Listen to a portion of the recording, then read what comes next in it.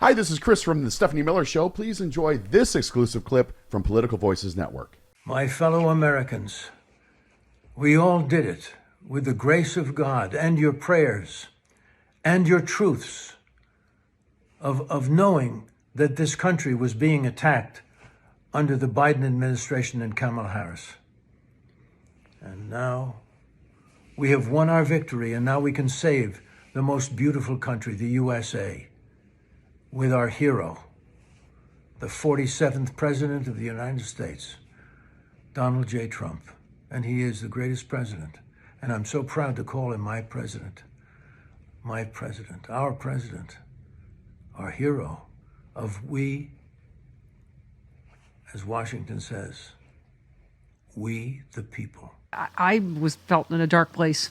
I got to tell you, Dana, we're all scared. I was telling Chris that the guy that owns the show, he said, you are no less than third or fourth call from a progressive radio host that said, is my show over? Yeah.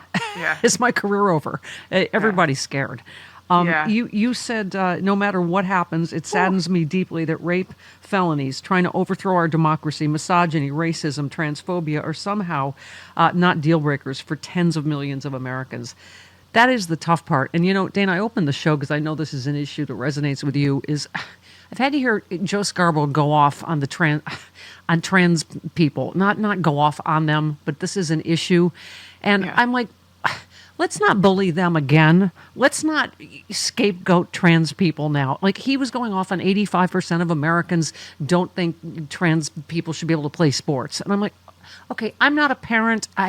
It feels maybe it's unfair or that's an issue we can talk about. But that's not what the issue was, Dana. The issue is disinformation and the lies that millions of Americans buy from Donald Trump, who actually believe they're performing trans surgery on kids in schools without your permission, and that they're doing trans surgery on illegal immigrants in prison. I mean, and that's exactly it. Trans people have been around for since the beginning of time. They may not have had that word that we called trans people, or they identified as themselves as trans. But it's been around forever. I do some work with the Gill Foundation, who's trying really hard to reach across the aisle and work with Republicans who are still on the sane side of history. And how do we do this? And they tried it with the trans community before. There was the bathroom bills in North Carolina, and it got shut down. And unfortunately, they tried it again. And it worked this time. They figured out, if we talk about our little girls and our little girls in sports, people are going to start believing this. And it stuck.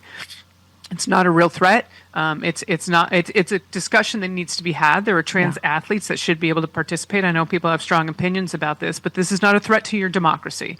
And it's going to take everything I can not to get dumped on this show today, because on my other podcast I can curse. And so there's a lot of F words that have been coming out of my mouth, but I'm going to try and keep it together. Oh, listen, our Patreon show and happy hour intros are littered with the obscenities we can't say all week. Dana, I was saying the other thing is that affects 0.00001% of the population. A trans kid playing sports. I mean, it's but the fact that you're right, they won on the messaging for this. But to me, it's because, listen, I would be against them performing trans surgery on my child in school without my permission. But that's not, it's not happening. It's not the lies. Happening. It's the disinformation that I think is the hugest problem here. I agree. So you also said, congratulations, Sarah McBride, the first out trans woman in Congress. So damn proud of you. Yes, there are silver linings. I've known Sarah for 15 years, and she started off working with the Human Rights Campaign as a volunteer and then a board of director, and then she ran for office in Delaware and was in the state legislature.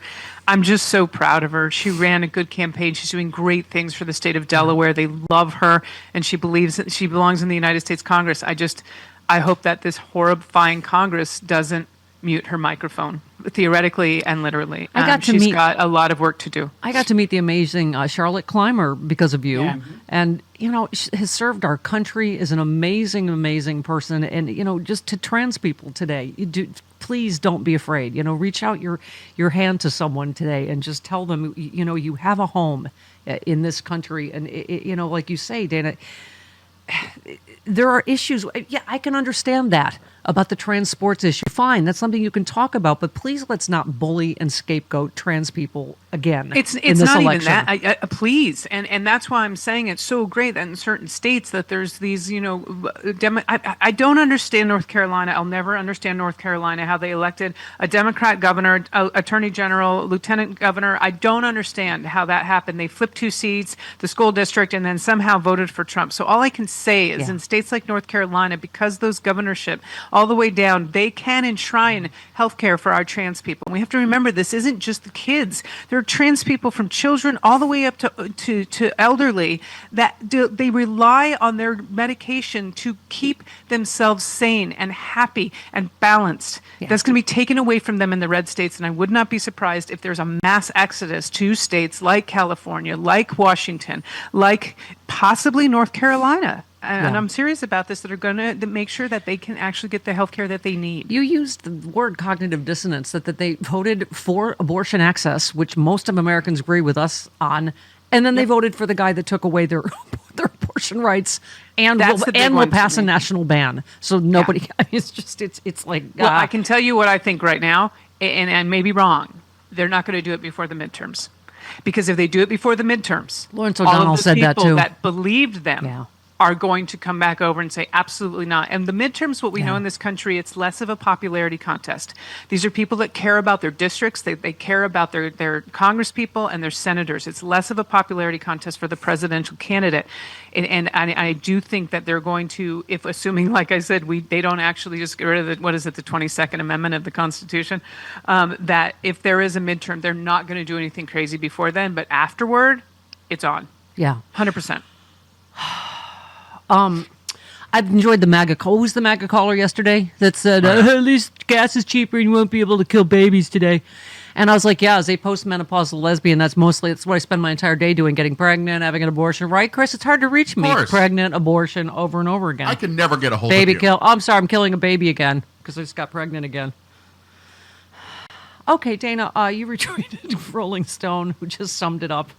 He said, Donald Trump, the twice impeached former president, January 6th coup leader, convicted felon, adjudicated sexual abuser, the man who mismanaged the 2020 economic implosion and coronavirus disaster that killed more than 1 million people in this country, has convinced American voters to give him another term in the White House. So thank you, Rolling Stone. You can be forgiven for just thinking that you must be the one taking crazy pills. I mean, okay. There was my social media is just a disaster because the bots and the MAGA, they are so bullying right now. Oh, I know. Even they're so empowered on all platforms. And now, of course, I forget what I was going to say. Someone said to me, you don't want to marry the guy. He's just going to be president. Why do you care about his personal life and blah, blah, blah? I care because we often surround ourselves with people who are like us. We surround ourselves with people who have the same morals and values as we do. When Epstein says that he's his best friend for 10 years, and Donald Trump is surrounding himself with other people that think sex trafficking is acceptable, or that are having sex with underage girls, or that are stealing from our government, or that want to take health care away from trans people, those morals and his personal beliefs do matter because he's surrounding himself with people that are making our legislation. So yes, I do care whether or not the president is a good person. Yeah. That's what I do care. And it does. You retweeted Toni Morrison. You said, this is precisely the time when artists go to work. There is no time for despair, no place for self-pity, no need for silence, no room for fear. We speak, we write. That is how civilizations heal. I keep saying the world is going to need all our light now, Dana, more than ever. And I want to tell you I love you. And I'm so proud of you. And I'm so inspired by you all the time. Uh-oh. I probably shouldn't have done that. I'm glad you brought me Kleenex. Okay. Just wanted to tell her. Okay. No, it's okay. I appreciate you. It's, I think about the direction are we in a hard break? No, we're on the air. I think about the direction my career went. And sometimes I'm like, I'm not on TV. I'm not in the movies yet. But I've raised millions, over $50 million for organizations I believe in because I have a gift of maybe making people laugh and feeling generous. And I'm grateful for that. So I appreciate that. It's hard when sometimes you're like, it's not in vain, but it's exhausting. It is. We're all exhausted. And Dana, can I say about the bullying? You're right. I saw somebody yesterday. I get it. I get it. Some of you are tuning in or listening right now because you love it. And somebody actually said, oh, I love it. The tears. Oh, it's so great. You know what? Let me say on behalf of all of us that are decent people, you. You know what? We wear our empathy and our heart with pride. So and there's a good. difference. You know what? You would be crying too if you were a decent person. That's the difference. When Trump lost and they were crying, they lost because their candidate lost.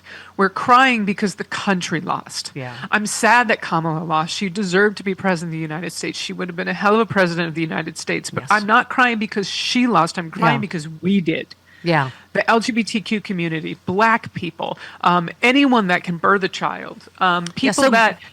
the list goes on and on and on. Guzzle our salty liberal snowflake tears and choke on them, you racist, sexist motherfuckers, because we're not done fighting.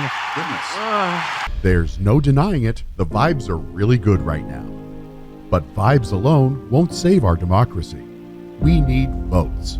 At the Grassroots Democrats HQ, we know what it takes to win elections. Knocking doors, making calls, sending texts, and writing postcards. If we're going to elect Kamala Harris and Tim Walz and give them the Democratic Congress to pass their agenda, then we need to roll up our sleeves and talk to a record number of voters between now and November 5th.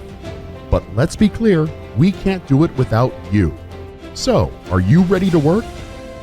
This is a fight for freedom and our future, and everything is at stake.